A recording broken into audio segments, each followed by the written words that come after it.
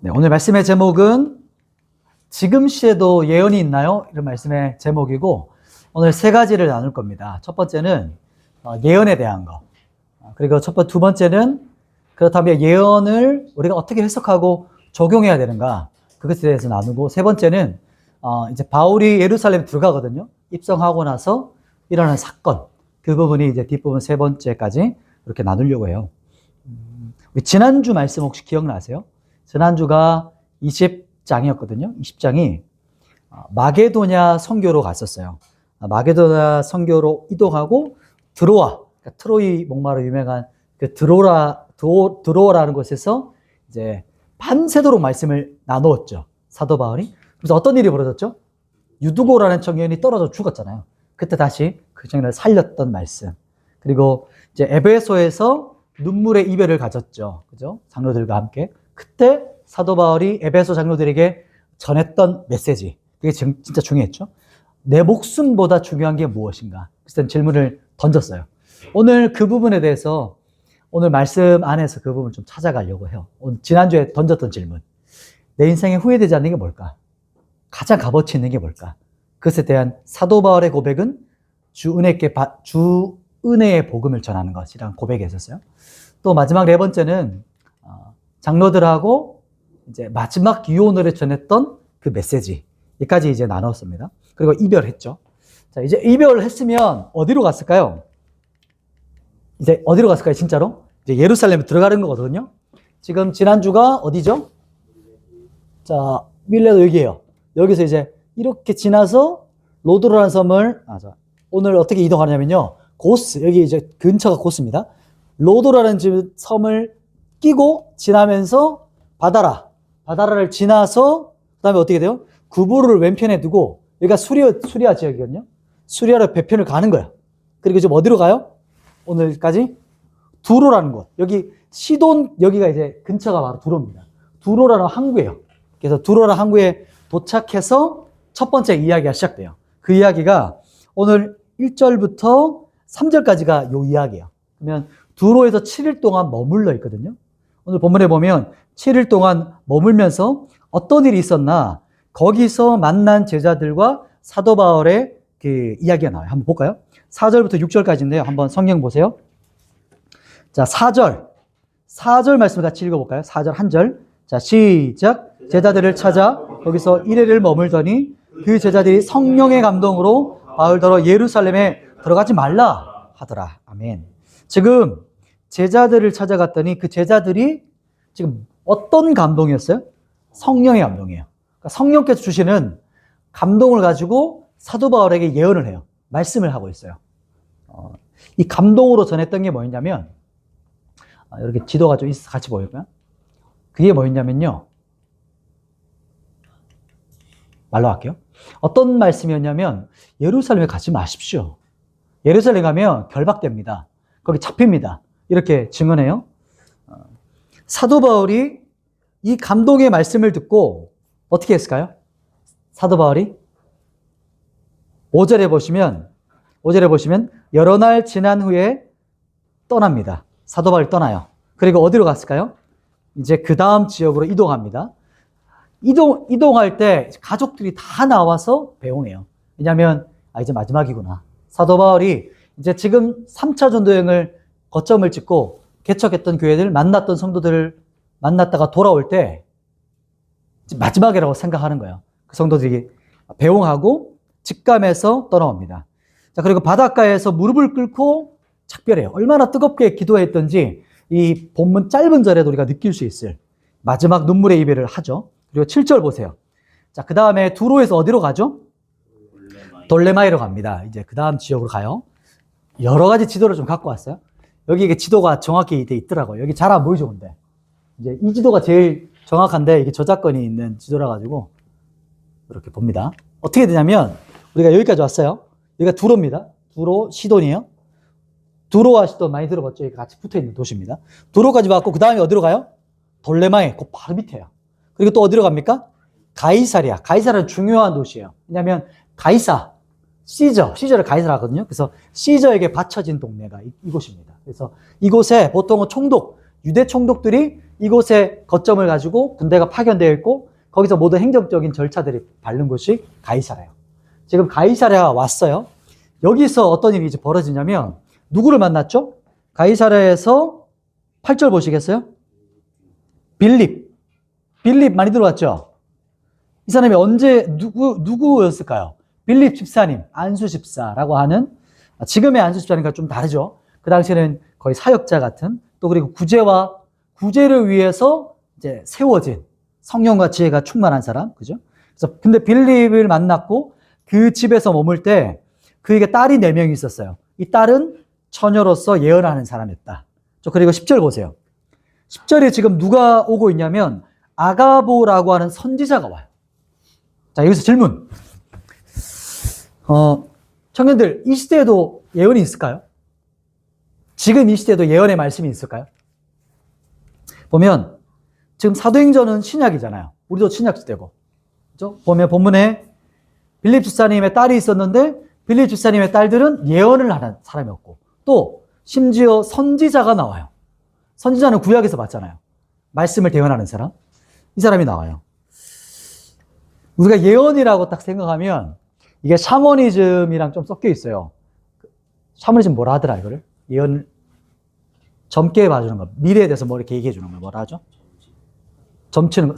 사주팔자 말고 앞에 걸 뭐 말해 주는 게 있었는데 아무튼 그 예언과 지금 우리는 조금 이제 섞여 있으니까 예언이라고 하면 우리는 앞에 것만 얘기한다 생각해요.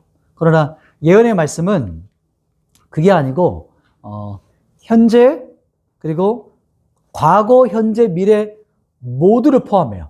무슨 말이냐면 예언은 하나님의 마음을 선포하는 거예요. 하나님의 말씀을 대언하는 거예요. 그게 예언입니다. 그래서 이 모두가 다 포함되어 있는 거예요. 이게 먼저 정의되고 시작하는 게 좋습니다. 예언이 그러면 무엇일까요? 어떤 예언을 했을까요? 아고보가 와서 지금 예언하는 말씀이 보면 11절부터 12절이에요. 11절에 보시면 아고보가 와서 바울의 띠를 딱 잡더니 자기 수족을 막 매는 거예요. 이게 구약시대 때 많은 선지자들이 퍼포먼스 했잖아요. 실제 시청각으로 예언했거든요. 그걸 보여주는 거예요. 아가보가. 유명한 선지자였습니다. 그러면서 띠로 자기의 손목을 매면서 이 띠 임자 누굽니까? 이 띠 임자는 이렇게 손이 결박되어서 지금 11절에 보면 이방인의 손은 곧 로마 군대죠. 로마 군대 사람들에게 넘겨주게 될 겁니다. 이렇게 예언을 해요. 이 말씀을 듣고 12절에 보시면요. 우리 같이 읽어볼까요? 12절. 12절은 어떻게 이제 반응하는가? 예언의 말씀이 어떻게 반응하는가요? 12절. 같이 읽습니다. 시작. 우리가 그 말을 듣고 그 사람들과 더불어 바울에게 예루살렘으로 올라가지 말라. 라니. 아멘. 11절에 보면 지금 성령의 말씀이에요. 또 예언이거든요. 아가보가 예언해요. 그리고 제자들도 앞에서 성령의 감독으로 예언했어요.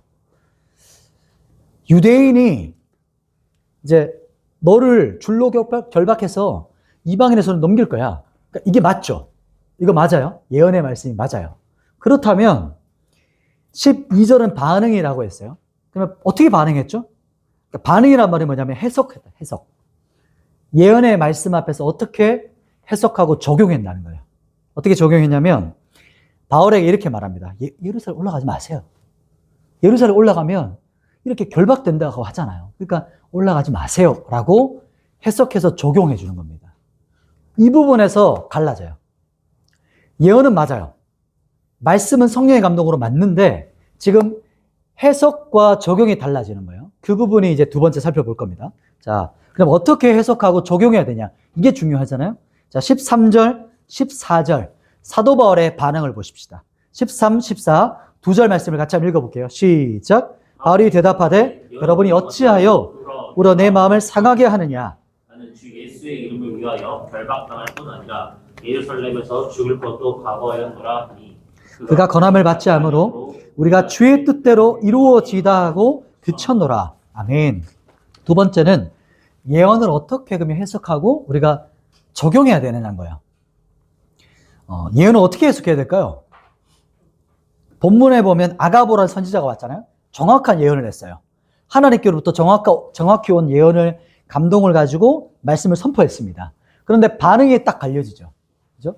제자들은 어떻게 반응했죠? 결박된다라고 하는 예언의 말씀에 어떻게 적용했냐면, 해석했냐면, 그럼 결박되니까 예루살렘 가지 맙시다. 이거 적용이었어요. 해석이었어요. 그런데 13절에 우리가 바울 봤죠. 바울은 어떻게 고백했죠? 방금 읽었던 말씀에. 여러분, 어찌해서 이렇게 울면서 제 마음을 상하게 합니까? 이렇게 반응하거든요. 저는 예수님의 이름으로 결박당하는 것 뿐만 아니고요. 예루살렘에서 제가 죽을 각오를 하고 지금 가는 겁니다. 이렇게 반응해요. 지금 예언의 말씀 앞에서 사도 바울의 해석과 적용이 다른 게 지금 느껴지세요? 이 부분을 포커스를 잡으셔야 돼요. 그러면 뭔가 뭐지? 진짜인가 아닌가 헷갈려요. 그래서 사람들의 일반적인 반응이 뭐냐면 오늘 말씀의 본문으로 보면 사람들의 일반적인 반응이 이거예요. 그렇게 힘든 일을 왜 굳이 해? 상황이 안 좋다고 하잖아요. 힘든 일이 있다 하잖아요. 그러면 굳이 왜 그걸 합니까? 그냥 하지 맙시다. 이게 일반적인 어떤 감동의 반응이었어요. 그러나 사도 바울은 어떻게 반응했냐면요. 그렇게 힘든 일이 있어도 내가 목숨을 내놓아야 될 정도로 혹 상황에 안 좋은 일이 있을지라도 나는 어떻게 한다고요? 사도 바울이? 저는 하겠습니다. 이게 갈라지는 거예요. 딱 구분되는 거죠. 그럼 왜 그럴까요? 도대체 왜 그렇죠? 왜 반응이 달랐을까요? 해석이 달랐고 적용이 달랐을까요? 결과값이 왜 달랐을까요? 그게 바로 그 다음 나와요. 한번 본문을 유심히 보시겠어요? 어디일까요? 왜 그럴까요? 사도 바울이. 누구 때문일까요?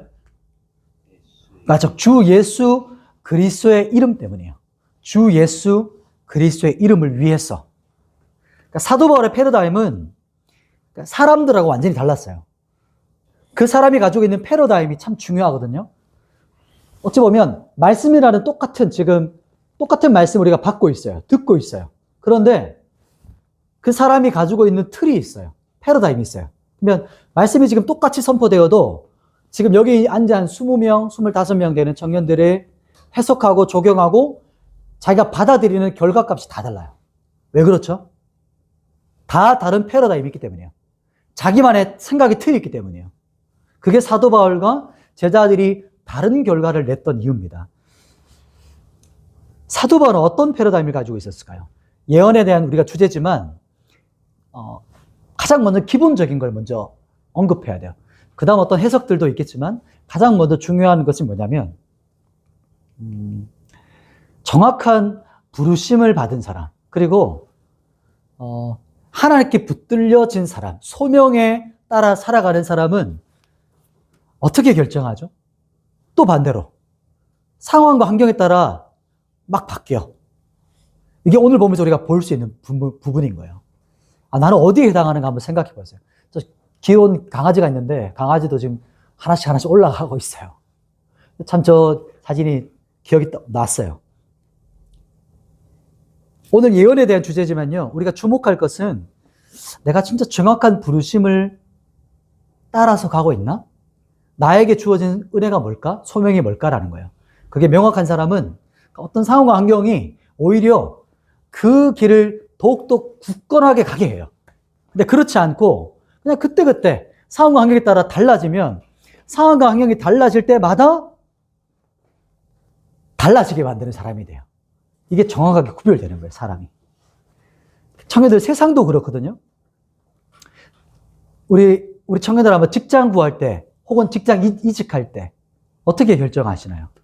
직장에 봉급 많이 주는데 혹은 내가 갔을 때 요즘에 복지가 더 중요하잖아요. 복지가 더 많고 나에게 더욱더 시간을 많이 혜택을 줄 수 있고 내가 더 꿀 빨 수 있는 어떤 직업을 내가 더 추구하고 결정한다면 그럼 세상하고 다른 게 뭐예요? 세상 사람하고 우리가 다른 게 뭐죠? 똑같은 패러다임이잖아요. 믿지 않는 사람과 뭐가 다르다는 거죠? 오로지 내가 어떤 걸 결정할 때 자기밖에 없다면 뭐가 다르다는 거예요? 우리가 주님의 나라를 위해 살아간다. 우리가 주님을 위해 살아간다라고 하면서 결과는 똑같아. 해석은 똑같아. 적용은 똑같아요. 그럼 뭐가 지금 바뀐 겁니까? 그래서 첫 번째 우리가 고려해야 되는 게 뭐냐면 나의 안위와 유익과 만족이 아니라 무엇이 우리에게 첫 번째 우선순위죠? 하나님의 나라예요. 주 예수 그리스도예요. 이게 첫 번째 아주 기본적인 겁니다. 이게 아주 기초적이에요. 우리의 우선순위. 여러분의 삶에 지금 다 다른 생각을 하고 있을 거거든요. 그러면 그 모든 다른 생각 가운데서 여러분의 가장 최우선순위가 뭐냐는 거예요. 첫 걸음. 그것이 성경에서 우리에게 뭐라고 하냐면 바로 지난주에 질문 던졌던 거 기억나요? 나에게 있어서 당신에게 있어서 당신의 생명값을 주고도 값을 치르고도 아깝지 않은 게 뭡니까? 라고 질문했죠. 저는 오늘 본문에서 그 답을 여러분 찾으셨으면 좋겠어요. 그게 뭐냐면 주 예수 그리스도세요. 하나님의 나라예요. 여기가 우리에게 가장 인생 여러분을 다 드리고도 아깝지 않은, 우리의 전부를 드리고도 후회하지 않는 결정이에요. 이게 선택입니다. 그리고 나서 사도 바울이 그렇게 말하는 걸 보고 이제 성도들은 어떻게 고백하냐면 14절에 보면 그러면 주의 뜻대로 이루어지다 하고 이제 헤어져요. 주님의 뜻대로 될 겁니다. 이렇게 말해요. 우리 다윗 한번 생각해 보시겠어요? 다윗이 골리앗 앞에 나갈 때 소년이었잖아요. 나이 많아봐야 청소년이었어요. 청소년. 근데 그 앞에 나갈 때 모두가 다 숨죽여 있었어요. 아무도 그 앞에 못 나갔어요. 그러니까 골리앗 하면 적어도 거의 한 3m, 거의 3m 되는 거인이었고 장수였고 전쟁에 능한 자였어요. 아무도 그 앞에 나올 자가 없었어요. 아무도. 근데 누가 나왔냐면 소년 다윗이 나왔어요. 그때 소년 다윗이 나와서 하는 말이 뭐였냐면 하나님의 이름이 모욕당하는 것에 대한 분노로 일어났어요. 저는 이 부분이 참 와닿았었어요. 사도가 아니죠. 다윗이 나오면서 골리앗에게 말한 게 뭐냐면 네가 모욕하는 만군의 여호와의 이름으로 내가 나간다 이렇게 말을 해요. 사람에게 있어서 보면 어떤 사람에게든지 어떤 넘지 말아야 될 어떤 영역이 있거든요. 그리고 그 사람을 막 돌아버리게 만드는 선이 있어요. 그런 거 있으신가요? 이거 딱 넘어가면 이 사람 물불 안 가리는 거. 저는 골리앗이 다윗에게 이걸 건드렸다 생각해요. 그게 뭐였냐면 조그만한 애였잖아요. 극명한 차이 나죠. 조그만한 청소년이랑 거의 3m 되는 거구. 그냥 칼 하나가 웬만한 여자 몸무게 정도 되는 거예요. 이 사람이 들고 있는 게. 그 앞에 다시 달려갔던 이유가 뭐였냐면 내가 그토록 사랑하는 하나님의 이름을 모욕해? 그러니까 뚜껑 열린 거예요. 내가 죽어도 너는 죽이겠다. 이러면서 뛰쳐나간 거예요. 이게 사도 바울이 가지고 있었던 그 하나님의 이름에 대한 그 의리였어요. 내가 사랑하는 여호와를 욕해? 네가 뭔데? 뛰쳐나갔거든요. 사도 바울, 다윗이. 지금 이 시대에도 이런 사람이 있어요. 만군의 여호와의 이름이 모욕받는 것 때문에 분노함에 일어난 사람. 담대히 세상 앞에 서는 사람이요. 비교할 수 없죠, 세상과 내가. 그러나 하나님을 사랑하는 것 때문에 하나님의 이름이 모욕당하는 것 때문에 분노하며 일어나는 사람. 그 이름을 내 생명보다 더 존귀하게 여기는 사람을 말해요. 내가 죽어도 하나님의 이름이 모욕당하는 내가 참지 못해. 다윗은 골리앗을 본 게 아니에요. 하나님의 이름을 봤어요. 그걸 들은 거예요. 그것 때문에 이 다윗이 일어나서 그 앞에 달려나가거든요. 이게 바로 저는 하나님께로부터 담대함이라고 생각해요. 자로 재지 않았어요. 세상 앞에 세상도 보고 나도 보고 서로 비교하지 않았어요. 그게 하나님께로부터 담대함이었거든요. 그것이 바로 하나님의 이름이 내 목숨보다 소중한 거. 하나님의 이름이 내 생명값보다 더 소중한 거. 그것은 주님의 뜻, 하나님의 나라, 주님의 그 뜻이 나의 나라, 내 뜻, 내 성공, 혹 내 안위, 내 목숨보다 더 소중하게 여긴 사람이었어요. 저는 이런 사람이 마지막 때 일어나고 있다고 믿어요. 또 우리 청년들에게 도전해요. 우리가 세상 앞에 설 때 우리가 뭐가 있어요? 스펙이 있을 수 있겠죠. 스펙으로 세상 앞에 우리가 서서 이길 수 있나요? 골리앗 앞에 다윗이 이겼던 것은 하나님의 이름에 대한 그 모욕 앞에서 일어났던 분노였어요. 담대함이었어요. 예언의 말씀을 어떻게 적용해야 되는가 하면 나의 아니나 그 말씀을 우리가 어떻게 해석해야 되냐면요. 내 아니가 아니라 하나님의 나라와 뜻을 위해서 여러분 해석하고 적용하고 결정하셔야 돼요. 그게 적용하셔야 돼요. 많은 감동들이 있을 거예요. 그리고 많은 사람들이 나한테 이런 감동 주셨어. 또 어떤 목사님들이 혹은 저도 한 번씩 감동이 오면 이렇게 누굴 위해 기도할 때 예언에 비슷한 말씀으로 이렇게 기도해 주잖아요. 그럼 여러분 어떻게 그걸 받아들이실 거예요? 오늘 이 말씀을 기억하면서 사도 바울이 결론 지었던 것은 자신의 안위가 아니었어요. 내 계획이 아니었어요. 하나님의 나라와 뜻을 위해서 해석하고 적용했고 결정했고 움직였어요. 그래서 여러분 안에 적용하셨으면 좋겠어요. 이제 마지막 부분을 나눌 텐데 그렇다면 사도 바울이 이제 예루살렘에 진짜 이제 들어가는 거예요. 이렇게 엄청 계속 뭐랄까 전조가 있었던 거예요. 계속 가지 마. 갈 거야. 가지 마.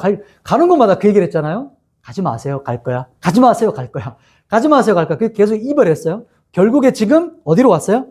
지금 드디어 예루살렘에 왔어요. 이렇게 가이사라 지나서 예루살렘까지 입성합니다. 자, 그때 어떤 일이 벌어지는가? 자, 한번 보시도록 하시죠. 우리 17절부터 19절까지 세 절이죠. 17절부터 19절까지 말씀을 같이 한번 읽어봤으면 좋겠습니다. 시작. 예루살렘에 이르니 형제들이 우리를 기꺼이 영접하거늘 그 이튿날 바울이 우리와 함께 야고보에서 들어가니 장로들도 있더라. 바울이 무난하고 하나님이 자기의 사역으로 말미암아 이방 가운데서 하신 일을 낱낱이 말하니. 아멘. 지금 바울이 예루살렘 입성합니다. 들어왔죠? 그리고 어떤 일이 있었냐면 이제 3차 세계 선교 있잖아요. 그러니까 예루살렘에 온다는 것은 그 장로들, 사도들에게 보고를 한다는 생각을 하시면 돼요. 그래서 지금이 3차 선교 보고를 하러 왔다. 예루살렘에. 보통 이렇습니다. 지금 3차 선교하러 왔더니 그때 초대교회 예루살렘 수장이 누구였냐면 야고보 사도였어요. 예수님의 동생 야고보 사도. 그래서 야고보 사도와 장로들에게 이 말씀, 이방인에게 전해졌던 복음을 증거해요. 보고합니다. 그러면서 사도 야고보가 한 가지 전략을 내줘요. 뭐라고 하냐면 지금 모두가 다 알아요. 지금 사도 바울에 대한 이 소문이 얼마나 살벌한지. 거의 사도 바울이 왔다는 소식 들리면 막 유대인들이 벌떼같이 일어나서 죽일 거다. 다 예상하고 있는 거예요. 모든 사람들이. 그러니까 어떻게 하나 전략을 냈냐면 사도 바울 너 지금 결례를 행합시다. 그래서 머리를 깎는 결례를 행해서 그리고 같이 그 결례하는 사람들의 머리 깎는 값을 지불하세요. 그렇게 이것을 소문내서 이 소문이 유대인들에게 전파돼요. 사도 바울 할례 하지 말고 모세율법을 막 하지 말라고 막 이렇게 하는 사람을 알고 있었더니 유대 전통을 존중하는 사람이구나 라는 소문이 나면 이제 좀 괜찮아지지 않겠습니까? 라는 전략을 내요. 근데 이게 통했을까요? 안 통해요. 계획대로 안 돼요. 경고입니다, 이제. 이게 안 돼요. 이게 안 됐어요. 그래서 어떻게 되냐면, 계획대로 되지 않고 27절부터 30절까지 말씀인데, 이걸 제가 설명을 드릴게요. 뭐냐면, 지금 오순절 절기거든요. 오순절 성령 강림, 기억나시죠? 6월절 다음으로 두 번째 있는 유대의 가장 큰 절기예요. 3대 절기가 있거든요. 6월절, 오순절, 장막절, 그죠? 초막절이라고 하는 장막절, 이 세 가지가 있는데, 이 오순절 절기 때 많은 사람들이 예루살렘에 왔어요. 그랬더니, 디아스포라, 즉, 이제 이민 간 사람들, 다 와요. 이 사람들이 예루살렘 시내에서 우연히 사도 바울이 드로비모라는 이방인하고 같이 있는 걸 봐요. 시내에서. 그랬더니 이 사람들이 착각하는 거예요.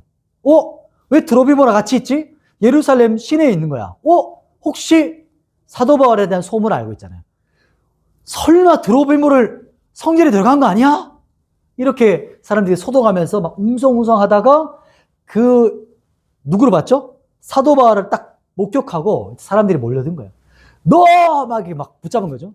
너 이방인 혹시 성전에 들어갔어? 이게 신구약 중간사랑 좀 연결돼요. 왜냐면 이게 이방인들이 성전을 막 회물, 돼지 피 뿌리고 이런 일이 있었어요. 나중에 한번 설명할 일이 있을 겁니다. 그래서 엄청나게 이게 분노해요. 유대인들이. 혹시나 성전을 모독했을까봐. 성전에 이방인을 데려갔을까봐. 그래서 사도 바울을 증오하면서 당장 사도 바울을 그 자리에 붙잡아요. 그래서 사람들이 앞도 뒤도 보지 않고 사도 바울을 끌고 나가서 폭행하기 시작해요.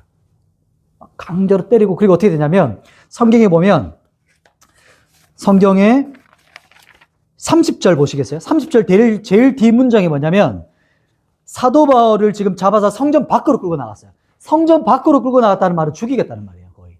그러니까 성전 밖으로 끌고 나가서 문이 어떻게 됐어요? 닫혔더라. 드라마 느낌이 오세요?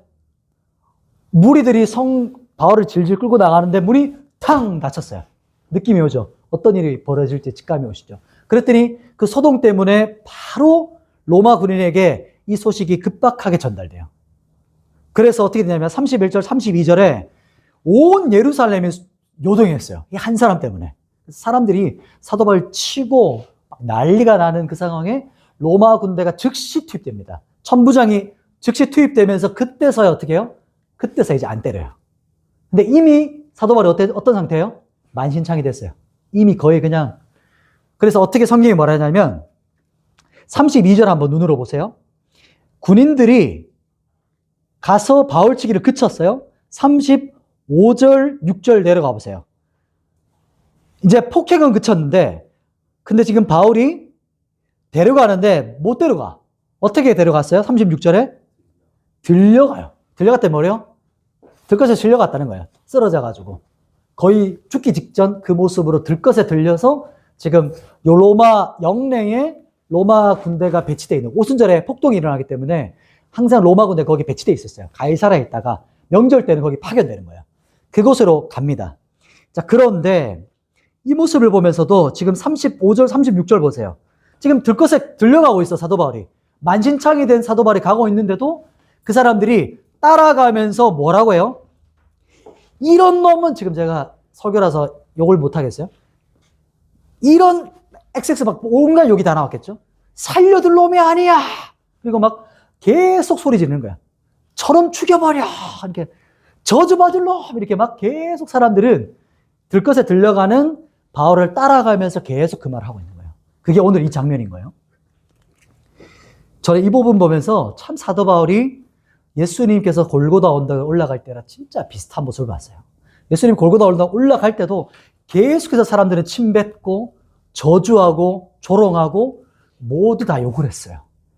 사도 바울이 예루살렘에 절기 때 왔을 때 똑같이 그 길을 갑니다. 우리가 이 모습을 보면서, 우리 청년들 이 모습 보면서 그냥 그래, 사도 바울 참 힘들었겠다.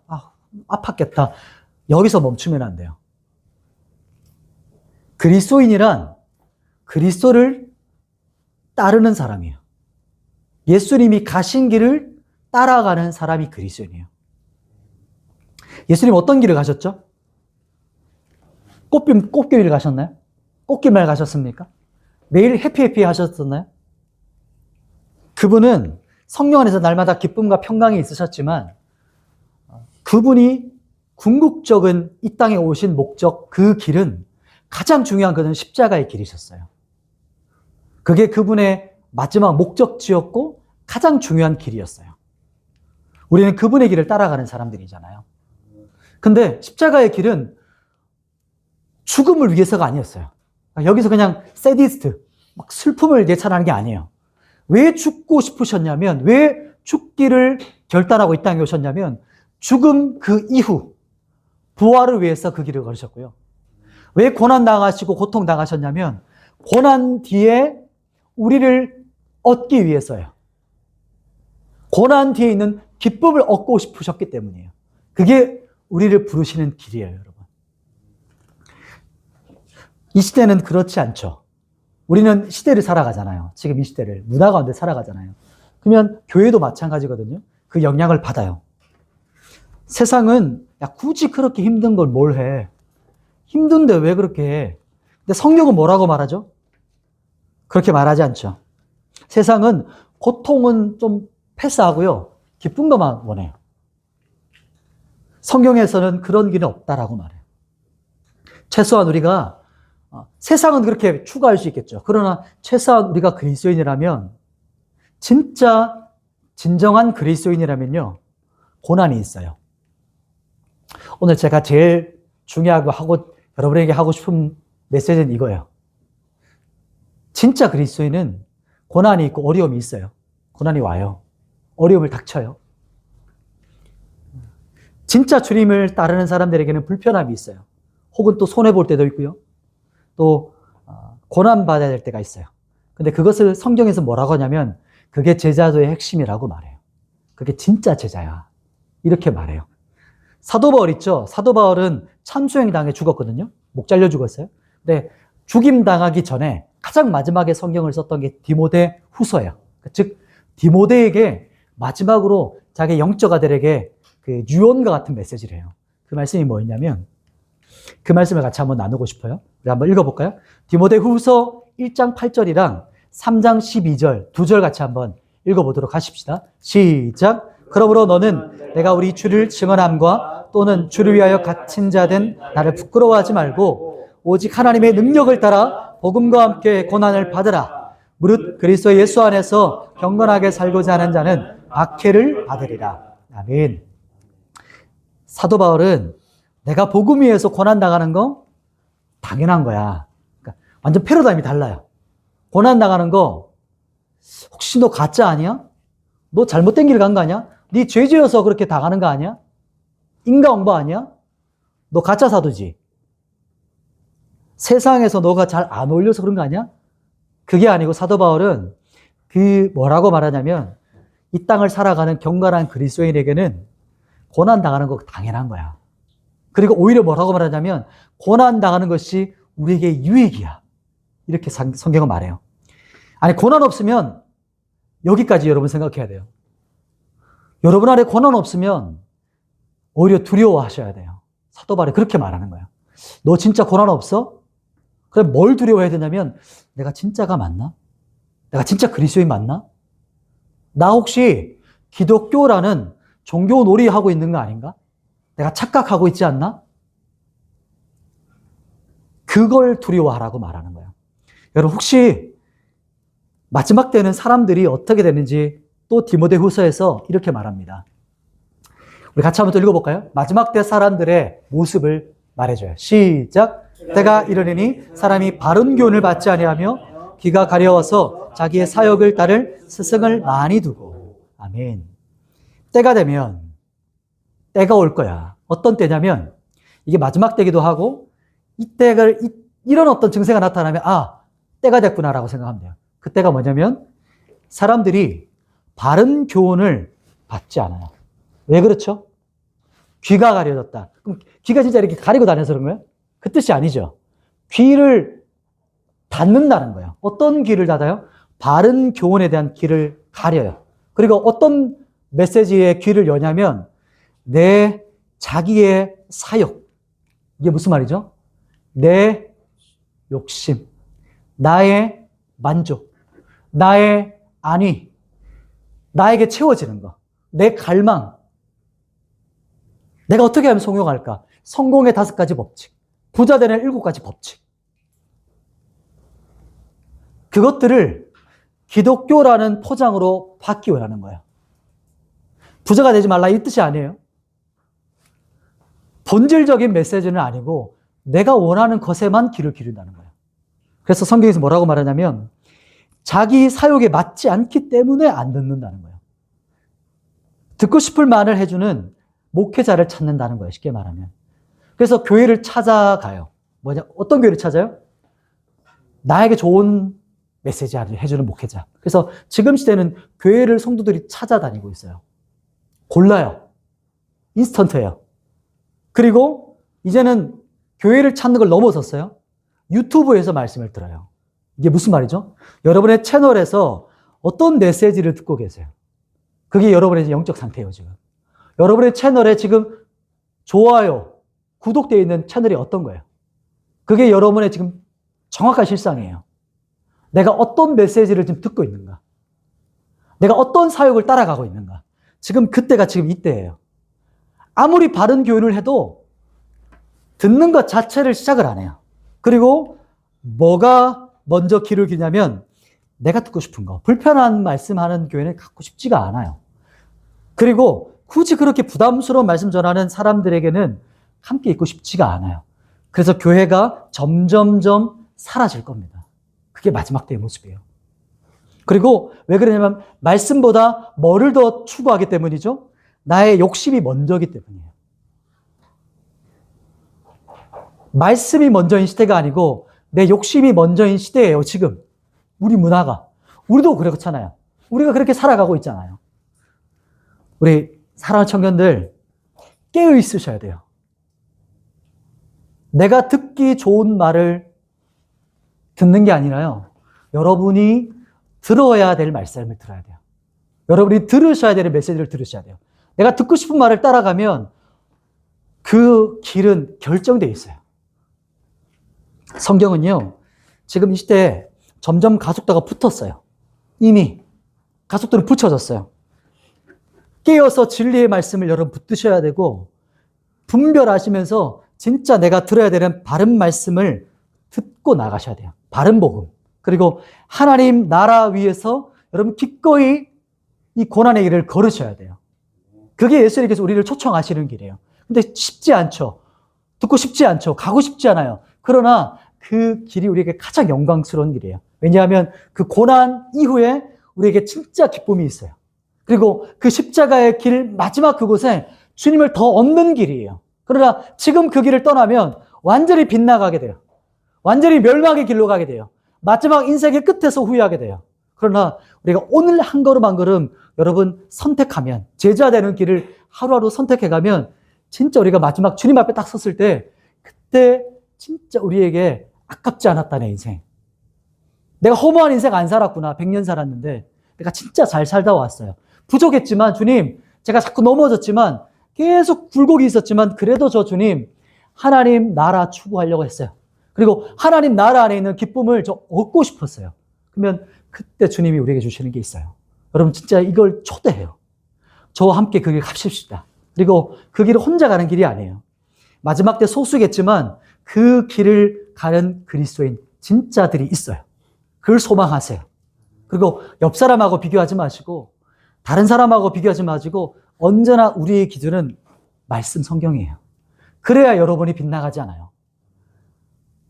제가 리더를 무시하는 게 아니고 어떤 목회자들, 어떤 잘 사는 믿음의 사람들을 무시하는 게 아니고 그 사람들의 본을 보면 본이 그분이 본이 아니에요. 그분은 본을 보고 살아가는 분이 뭐래요.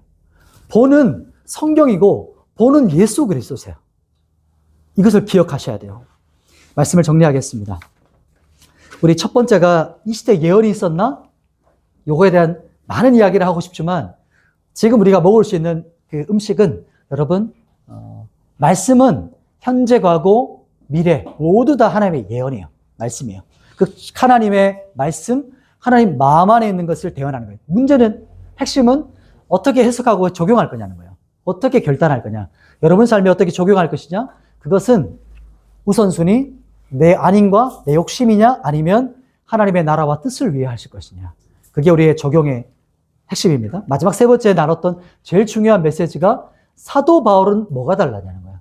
예루살렘에 그토록 가지 말라고 말리는데 들어가잖아요. 왜 들어갔냐면 그리스도 예수 그리스도의 이름을 위하여. 그게 나의 안위와 나의 모든 것보다 더 값어치가 있는 거였어요. 그 인생에. 여러분에게 여기 앉은 사람 다 순교로 하나님께서 초대하지는 않으실 거예요. 그러나 순교할 자는 순교의 믿음을 주실 거예요. 그러나 우리가 각자에게 주신 믿음의 분량대로 여러분에게 주신 그 믿음의 분량대로 한 걸음 한 걸음 따라오셔야 돼요. 따라가셔야 돼요.